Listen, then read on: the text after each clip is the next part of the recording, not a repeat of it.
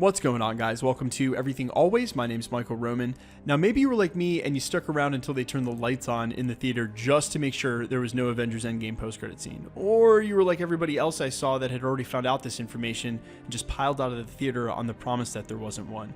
However, if you did this, you might have missed what happened right at the end of the credits. And yeah, there was no new footage to speak of, but something very important happened after the last credit rolled. We're going to go ahead and break down what happened and what it means for Phase 4. But first, if you could grab the subscribe button, we're giving away a PlayStation 4 Pro as well as a whole slew of other Marvel-related stuff, including tickets to go see Avengers Endgame through the next couple of weeks. All you have to do, hit the subscribe button, then hit the notification bell, leave a like and a comment on this video, and if you want, stick around to the end of the video. I'll get into all the giveaway stuff again there.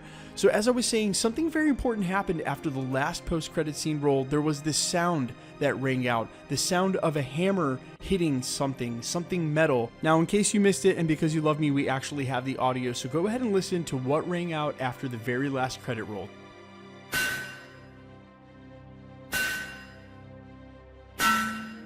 Okay, I'm going to play this one more time. Listen.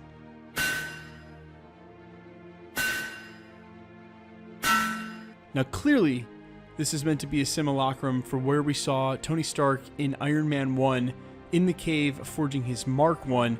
It's a callback to Tony for sure, but a callback only in the sense of foreshadowing his role in Phase 4, and this is where I'm going to issue a full-on spoiler warning. It begs the question as to how you made it 2 minutes into a post-credit scene explainer video without one yet, but please, if you haven't seen the film yet or do not want to know what happens in Avengers Endgame, back out of the video now. You have fully been warned.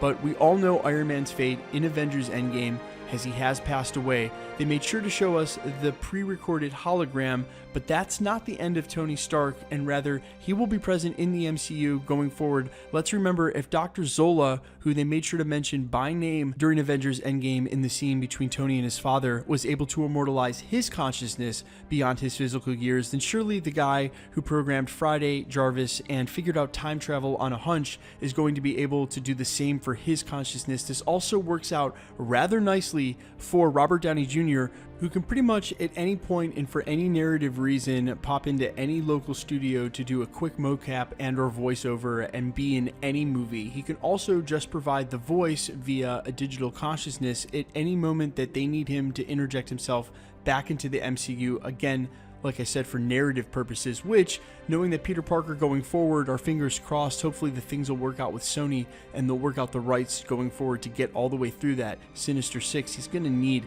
Tony's help and guidance in the future, as well as whatever happens with Morgan Stark down the road, whatever role she ends up playing in the MCU, which I don't think that they introduced her for no reason at all.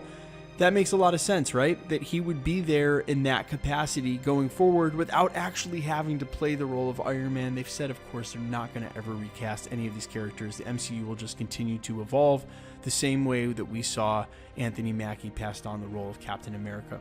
Guys, let me know what you think specifically about this Iron Man hologram idea, if you're on board and if it makes sense to you, and if you totally agree that they're making sure to do this hammer sound to let you know that he's returning.